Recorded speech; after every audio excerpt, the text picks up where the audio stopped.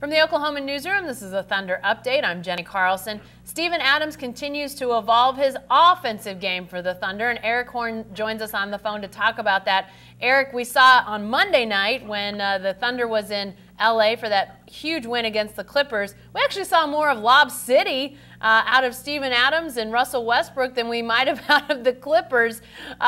Just talk about Steven Adams and his offensive game. Where did this improvement come from? How has he rounded out his game? Well, I think it's I think he and Russell Westbrook have been building this for quite some time this season. It seems like he's doing a better job of catching while rolling to the rim, and Russell Westbrook looks for this guy early in games. You've seen stretches in the first quarter of games where Westbrook is consistently looking to Steven Adams in the pick and roll, and I think that Westbrook has made it an emphasis of his to look for Adams early, and when Adams continues to catch early in games, he's going to continue to see that lob.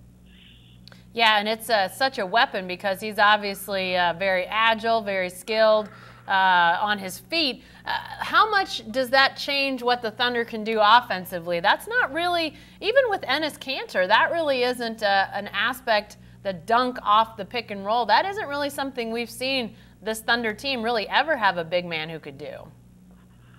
Well, it covers up for one more of those offensive deficiencies that people have had problems with over the past few years with the Thunder. People have always talked about those two positions on the floor where the Thunder have lacked an offensive scoring threat at center and at the shooting guard position. But when Steven Adams is catching that lob, he's giving the Thunder another option, and they love those close to the basket finishes. They love Billy Donovan really stresses getting to the rim and scoring in the paint, and the Thunder have been one of the best paint scoring teams in the league this year, and part of that is because of Steven Adams' improvement.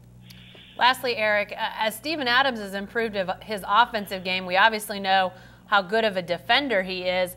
How much is this forcing Enes Kanter to remain on the bench? I mean, he's obviously not as skilled defensively, and Steven Adams has made up a lot of ground on the offensive side. Well, I don't know if we've seen it as much as it would indicate. Enes Kanter is still getting quality minutes, particularly in the beginning of third quarters in the past few games where Billy Donovan has kind of dumped it into him in the low post to get some offense going when Adams is on the bench. But it does give you more of a reason to keep Steven Adams out there for longer stretches, because he's not going to be a liability offensively if he's catching these pick and roll dunks from Russell Westbrook. So yeah, it gives Steven Adams more of a chance to stay on the court, and it really benefits the Thunder overall because they're starting the game with 4 offensive threats instead of 3. Definitely so. Be sure to check out the Wednesday Oklahoman and read more about Steven Adams and that evolving offensive game. Check it out on News OK as well. Be sure to stay with the best coverage team anywhere at newsok.com and every day in the Oklahoman.